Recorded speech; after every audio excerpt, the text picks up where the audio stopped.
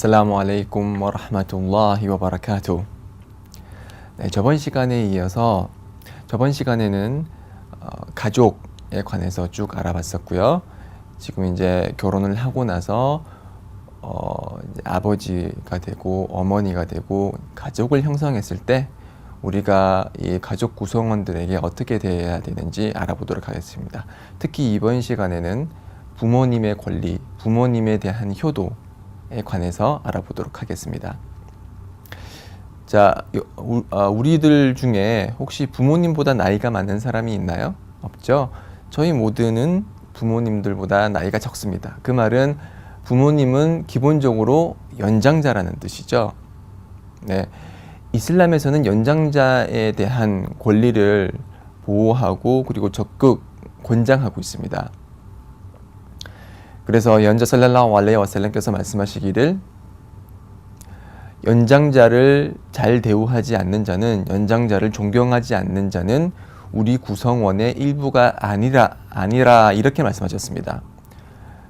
그만큼 저희들보다 나이가 많고 나이가 드신 연장자나 노인을 잘 대해드리고 존경하고 그분의 지위, 그분의 사회적 지위와 그런 모든 것에 걸맞게 잘 대하는 것이 이슬람에서는 중요합니다.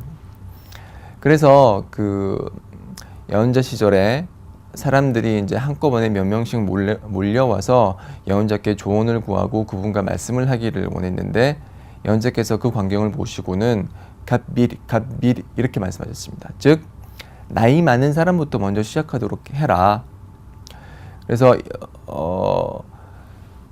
나이가 많은 사람이 나이가 적은 사람보다 먼저 예언자와 함께 이렇게 얘기를 할 수 있는 권리를 주셨던 것입니다. 마찬가지로 같이 이렇게 함께 식사를 할 경우 이렇게 오른쪽으로 왼쪽으로 쭉 둘러서 앉은 경우가 있는데 예언자께서 이게 한 자리에 앉으셨고 예언자 오른쪽에는 어린이 그리고 왼쪽에는 나이가 있으신 그런 분이 앉으셨어요. 그래서 원래 기본 원칙은 오른쪽에 있는 자신보다 오른쪽에 있는 사람에게 먼저 물을 건네고 음식을 건네는 것입니다. 그렇지만 지금 이 상황에서는 오른쪽에 나이가 어린 사람이 있었죠. 그리고 왼쪽에는 나이가 많은 사람이 있었어요. 그래서 예언자께서 오른쪽에 있는 아이에게 여기 왼쪽에 있는 나이 많은 사람에게 먼저 물을 줘도 되겠느냐 이렇게 말씀하셨다고 합니다. 그만큼 나이가 많은 분들, 연장자에 대해서 이슬람에서는 아주 커다란 의미를 부여하고 있고 그렇기 때문에 연장자이신 부모님에 대한 그런 효도는 더욱더 중요성이 커진다고 하겠죠. 그래서 이 부모님에 대한 효도는 두 번째로 이슬람에서 두 번째로 가장 훌륭한 선행입니다.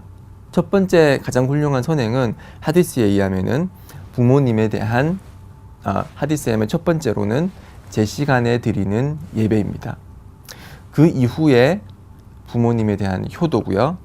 세 번째로는 하나님의 길에서 물리적으로 분투하는 것입니다. 예를 들어서 불신자 국가와 무슬림 국가가 된 전쟁이 났을 때 이제 하나님을 위해서 자신의 생명과 재산을 가지고 전장에 출전하는 것. 그래서 가만히 생각을 해보면 이 지하드보다 자신의 생명을 하나님을 위해서 바치는 것보다 부모님에 대한 효도가 더 중요하다는 것이죠. 그래서 실제로 어떤 한 교우께서 예언자 시절에 지하드를 하고 싶어서 예언자께 이제 지하드를 해도 되겠느냐라고 물었을 때 예언자께서 다시 질문하시길 너에게 어머니가 있느냐? 라고 했을 때 그 교우는 네, 있습니다. 그렇게 답하자 예언자께서 말씀하시기를 어머니와 같이 머물러라. 천국은 어머니의 발 밑에 있노라. 이렇게 말씀하셨습니다. 그만큼 부모님의 권리가 부모님의 권리를 충족시켜 드리고 그리고 그분께 효도하는 게 지하드보다 더 중요하다는 더 커다란 의미를 지닌다는 것을 알 수가 있습니다. 그렇기 때문에 부모님의 그런 동의 없이는 지하드를 수행할 수가 없습니다. 지하들을 수행할 수 없기 때문에 그만큼 효도가 중요하다는 것을 알 수가 있습니다. 마찬가지 맥락으로 이슬람에서는 하나님에 대한 경배 행위를 효도와 연결시키는 경우가 많습니다. 하나님을 믿는다는 것은 곧 부모님에 대해서 효도한다는 것과 유사한 의미를 지니기 때문입니다. 그래서 꼬란에서 하나님께서 말씀하시기를 wa'budullaha wa la tushriku bihi shay'a wa bil walidayni ihsana. 하나님께서 꼬란을 통해서 말씀하시기를 하나님을 경배하되 그분과 대등한 존재를 두지 말며 부모님께 효도하라. 하나님에 대한 경배 행위 바로 다음에 부모님에 대한 효도를 명령하신 것입니다. 마찬가지 맥락으로 페이지 216페이지죠.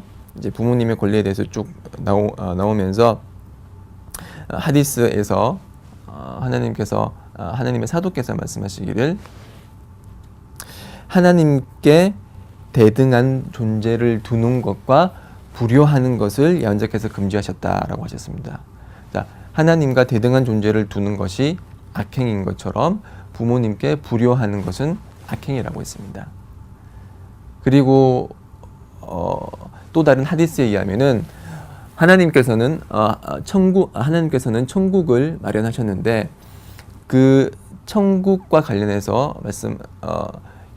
천국과 비유하여서 부모님의 존재를 설명하기를 부모님은 천국의 문이다.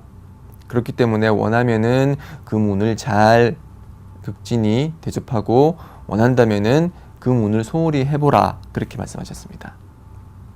자, 그래서 무슬림이면은 하나님을 믿고 그분을 경배하는 그런 사람이라면은 저희 무슬림은 부모님을 극진하게 잘 대접해드리고 효도를 해야 됩니다. 자, 생각을 해보십시오. 저희가 아들이고 딸이라는 이유만으로 부모님은 저희들에게 얼마나 많은 것을 베푸셨나요? 어렸을 적에 저희들이 울고 그럴 때 젖을 먹여주시고 기저귀를 갈아주시고 옷을 입혀주시고 학교를 보내주시고 먹여주시고 재워주시고 그 모든 은총은 부모님께서 저희들에게 베풀어 주신 은총은 진짜 가히 없다고 할 수 있을 정도로 아주 많습니다. 그렇기 때문에 저희들은 부모님께 대해서 더욱더 극진히 대접을 해야겠죠. 자, 이것이 기본 원칙인데 만약에 불신자 부모님을 둔 경우는 어떨까요? 저희 한국 무슬림들은 부모님이 무슬림인 경우가 많이 드물죠. 자, 이렇게 안타까운 상황이 왔을 때 부모님이 비무슬림이라고 해서 저희들은 부모님에 대한 효도를 포기해야 될까요? 그렇진 않습니다. 이슬람에서는 부모님이 비무슬림이고 불신자라고 할지라도 그분에 대한 효도는 여전히 유효합니다. 그리고 그분에 대한 경제적 부양을 책임져야 되고요. 다만 부모님께서 이제 이슬람이 아닌 다른 종교를 종용하거나 이슬람을 포기하라, 하나님의 종교를 믿지 말라라고 했을 때 그 부분에 있어서는 따르지 말아야 됩니다. 그렇지만 그 이외에 명령하시고 저희들에게 분부하시는 부분, 그런 부분은 저희들은 항상 최대한 노력을 해서 그분들의 말씀을 따르고 그분들과 함께 훌륭한 가족 생활을 영위해 나가야 합니다. 이것이 바로 부모님께서 저희들에게 가지는 권리이고 저희들이 그분들에게 베풀어야 될 효도인 것입니다. 자, 이렇게 가족을 형성하면은 이제 저희들이 부모님이 되기도 하고 저희들 밑으로 자식들이 있겠죠, 그렇죠?